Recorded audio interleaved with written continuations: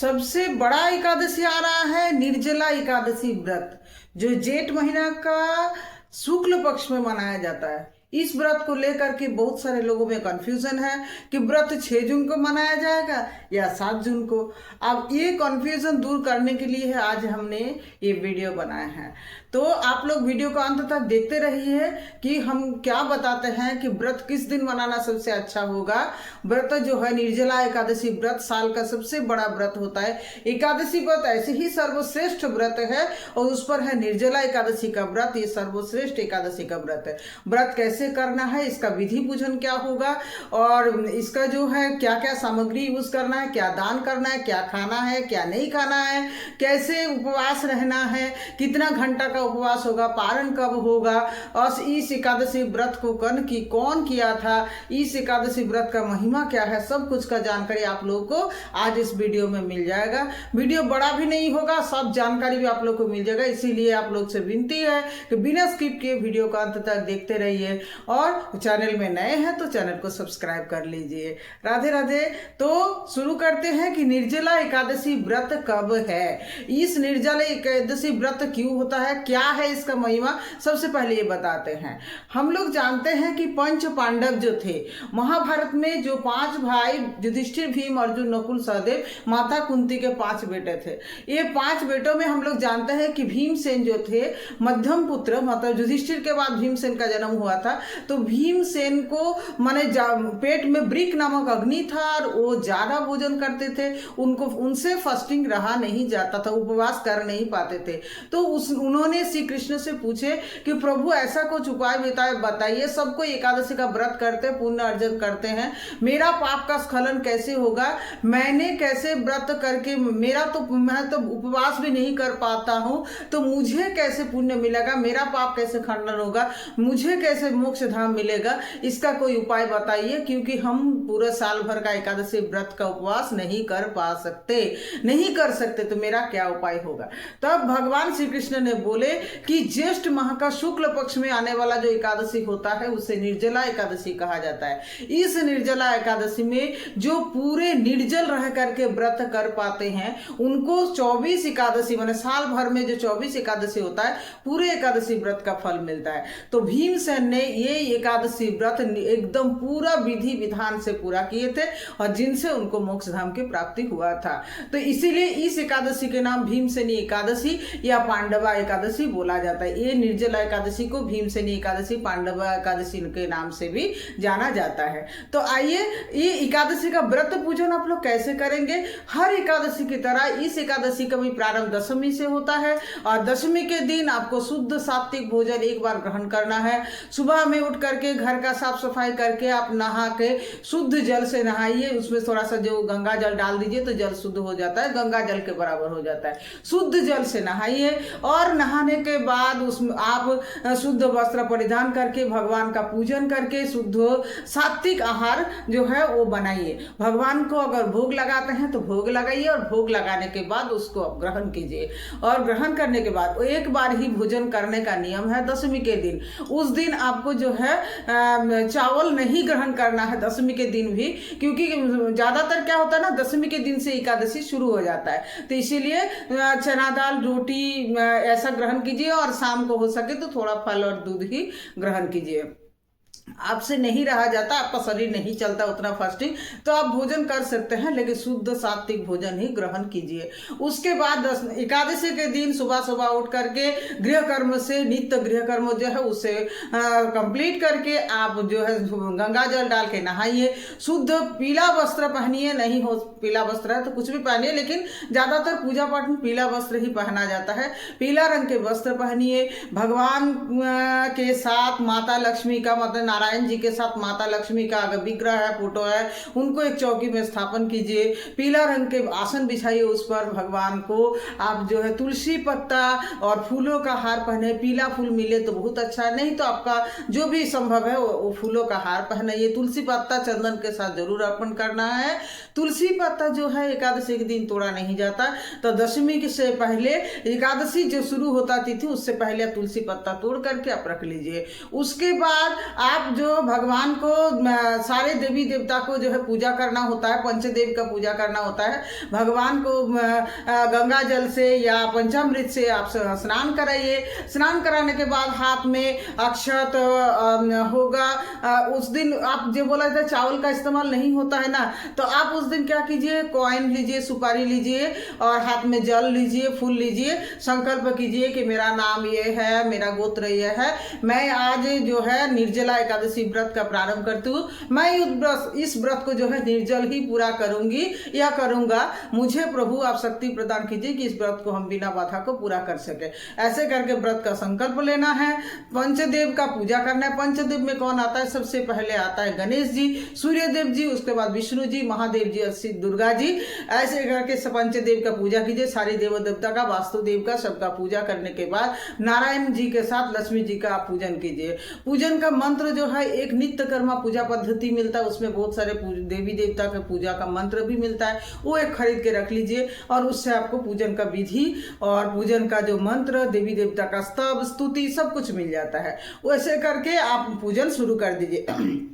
पूजन करने के बाद आप ज़्यादा से ज़्यादा क्या कीजिए, उससे पहले आप अगर भोग के लिए फल ही रखा जाता है, भोग के लिए फल रखिए, जल रखिए।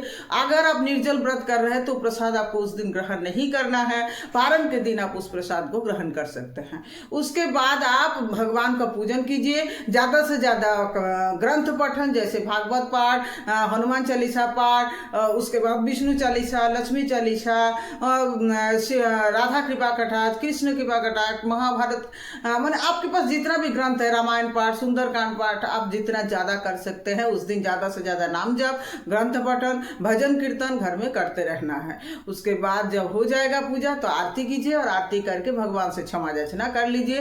पूजा तो आपका कंप्लीट हो जाएगा। अब दिन भर का आपका जो टाइम टेबल या रूटीन होगा, पूजा के बाद आप ज्यादा से ज्यादा गुरु मंत्र का जप कीजिए। आप अगर गुरु मंत्र लिए हैं तो ज्यादा से ज्यादा गुरु मंत्र का जप कीजिए। गुरु मंत्र नहीं लिए तो ओम नमो भगवते वासुदेवाय या हरे कृष्ण कृष्ण कृष्ण हरे हरे, हरे राम राम राम हरे हरे महामंत्र का जप कीजिए। और जप करने के बाद आप दिन भर ऐसे पालन कीजिए। आपको रात में भी कुछ जल ग्रहण नहीं करना है क्योंकि निर्जला एकादशी का व्रत है। आप अगर निर्जल ही रहते हैं तो आपको पूरा निर्जला माने जल भी ग्रहण नहीं करना है। आप अगर नहीं रह पाता, आपका शरीर में नहीं साथ देता, तो आप जल ग्रहण कीजिए या दूध ग्रहण कीजिए, या ये भी संभव नहीं तो आप फल खा के कर सकते हैं। तो लेकिन निर्जल एकादशी का व्रत में निर्जल ही रहा जाता है। यही ऐसे ही करके निर्जल एकादशी का व्रत करना होता है, तभी जाकर के 24 एकादशी का व्रत का फल मिलता है। आप ये नहीं करना है कि आप निर्जल एकादशी का इतना बड़ा व्रत कर रहे हैं और दिन भर मोबाइल में घुसे हुए हैं और दिन भर इधर उधर का रील्स देख रहे हैं, इधर उधर का मतलब वीडियो देख रहे हैं या निंदा कुत्सा ये सब कर रहे हैं। ये सब तो बिल्कुल भी नहीं करना है। निर्जल एकादशी जैसा इतना बड़ा व्रत में आप ऐसे नहीं कर सकते। तो इस दिन आपको बहुत अच्छा से शुद्ध सात्विक मतलब क्या बोलेंगे, घर का माहौल एक ऐसा बना के रखना है कि पॉजिटिविटी से घर भर जाए। धूप धूना अगरबत्ती और जैसे होगा पूरा घर में फूल का सुगंध, पूरा घर में शांति का माहौल ऐसे रखना है। और पूरा रात पार होने के बाद रात में कम से कम आप जागरण तो करना ही चाहिए। नहीं कर रहे हैं पूरा रात जागरण तो 12 बजे तक तो जाग के भगवान का नाम कीर्तन भजन मंत्र जप तो करना ही चाहिए।